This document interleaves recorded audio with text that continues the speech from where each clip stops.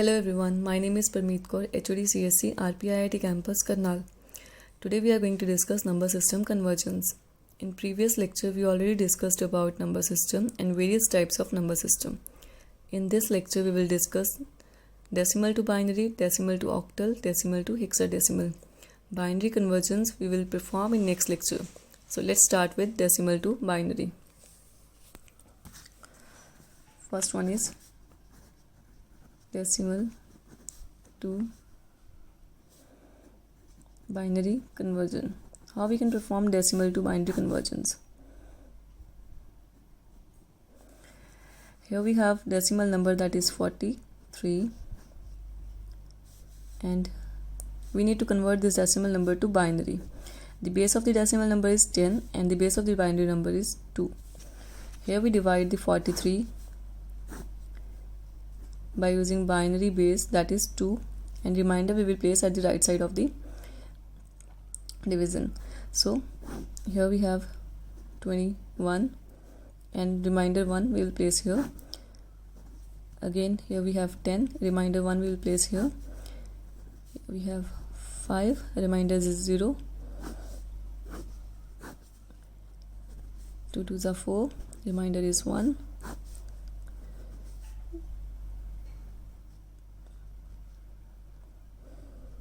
And 2 1s are 2, remainder is 0. Last one bit is our least significant bit and the top one bit is most significant bit. It is least significant bit. This one is least significant bit and this one is most significant bit. In this we will start with least to most. So least one is 1 0 1 0 1 1. This is our binary number of 43. 43 decimal to binary conversion. This is our binary number of 43. This is how we can perform decimal to binary convergence. This is so simple and easy method. Now next is decimal to octal. Next one is decimal to octal.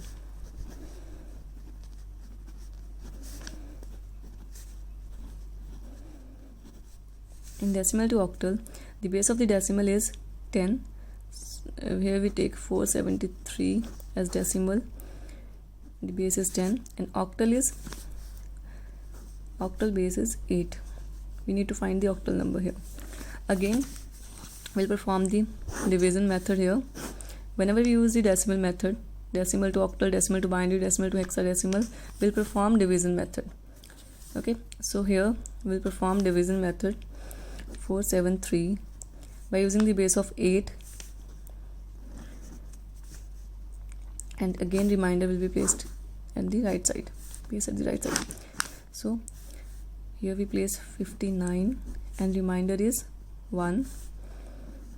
We perform 7 and the remainder is 3 and here we place 7 at this side. Okay, so least significant bit to most significant bit. You can take 7 from here as well, but I just completed it with 0 and take 7 at the right side, sorry. So we'll start with bottom 7 3 1 and the base is 8. So 473 decimal. When we convert 473 decimal number into octal, the value will be 731. Base is 8. 731 and the base will be 8. This is how we can perform decimal to octal. And the last one is decimal to hexadecimal.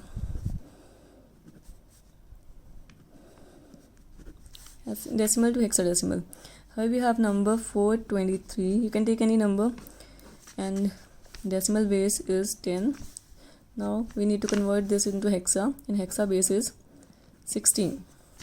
Again we perform the division method of 423 and divide it by 16 and the remainder we place at the right side. 423 Now when we divide 423 with 16, the value will be 26. The value will be 26, and remainder is 7. Again we divide 26 by 16, the remainder is a, that is 10. In hexadecimal we perform 10 in the form of a. We place the value a where we in decimal number where we have 10 value, in hexa we place a. Okay, so now 1 we place here and 0. Again we start with least significant bit to most significant bit, and the value is 1A7, and the base is 16, that is hexadecimal, that 423 base is 10 converted into hexadecimal, and the value is 1A7. A is the value of 10, 1A7, 16. So here we perform the values in alphabetic form, where we have 2 digits, like 10 we perform A, 11 B, 12 C, 13 D, 14 E, and 15 F. So here we have 10, so remainder in, so we place here A, 1A7. That's how we can perform decimal to hexadecimal, and decimal to octal, and decimal to binary number conversions. In next lecture we will discuss binary conversions. Hope